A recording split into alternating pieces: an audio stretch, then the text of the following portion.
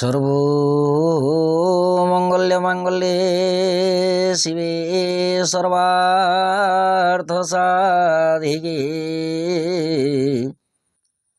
शरण्ये त्र्यम्बके गौरी भगवती नारायणी नमो नमः।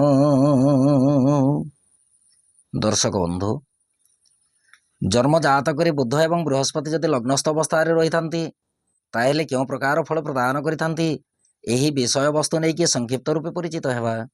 जन्म जातक लग्न केन्द्र हेउछि अमृत भांड। लग्न केन्द्र रे बुध जदि जाइकी शुभ ग्रह रूपे अवस्थान करती, जन्म जातक लग्न केन्द्र हेउछि सबुठारु मुख्य स्थान। काहेकि ना ज्योतिष शास्त्र कहे लग्न मूले क्रिया सर्व। लग्न रे बुध जदि शुभ ग्रह रूपे अवस्थान करिथांती ताहेले जन्म जातक सौंदर्य शरीर युक्त हेबा सहित शांत सगुण विशिष्ट एवं उत्तम मति प्राप्ति करिथाए। विशेषकर जनसमाज रे मान्यगण्य व्यक्ति भाव परिचित हेबा सहित गुणवान त्यागी एवं सत्यवादी होइथाए। विलास व्यसन रे समय अतिबाहित करिथाए। जेतेबेले निजर बाणीटी बाहरे कथा कहला समय सदा सर्वदा तीव्र गति कथा कही थाए। निजर वंश परंपरा रीतिनीति को लेकिन वयस्क व्यक्ति ठारू अत्यंत आदर मध्य पाई थाए।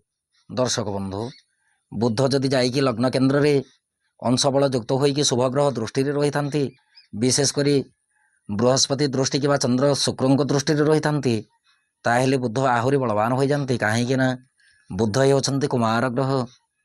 बुधंकर जेतेबेले कुमार गुण रही थाए, ये सदा सर्वदा चंचल प्रकृति रे कर्म निर्वाह करिथांती।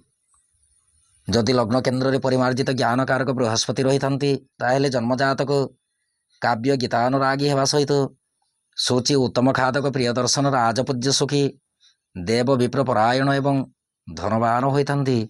विशेषकर धर्म कर्म रीतिनीति प्रति प्रबल मात्रा रे आग्रह रखिबा सहित जन्मजात व्यक्ति कलारे मध्य निपुणता प्राप्ति करिथांती। सदा सर्वदा उत्तम खाद्य भोजन करने सहित जनसमाज रे प्रिय पात्र होइथांती। राजकीय कर्म करिकी जीवन जीविका निर्वाह होइथाए। कौन से प्रकार साधु सन्यासी को जदि देखती ये भलिया जातक सदा सर्वदा साधु सन्यासी प्रति अत्यंत प्रिय भाव रखि थांती।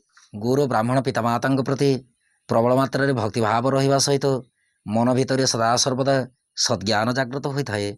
दर्शक बंधु, जन्म जातक बुध एवं बृहस्पति हेउछंती शुभकारक ग्रह।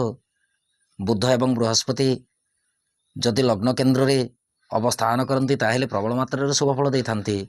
किंतु बुध एवं बृहस्पति भाव हेउछि शत्रु भाव, जहाँकि बुध एवं बृहस्पति संपर्क भितर ठीक पड़ न थाए।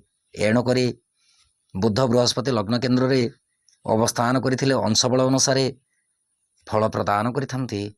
दर्शक बंधु, ये थिला जन्मजातक लग्न केन्द्र रे बुध एवं बृहस्पति जदि अवस्थान करिथांती ताहेले केउं प्रकार फल प्रदान करिथांती एबे अनुमति दियंतु।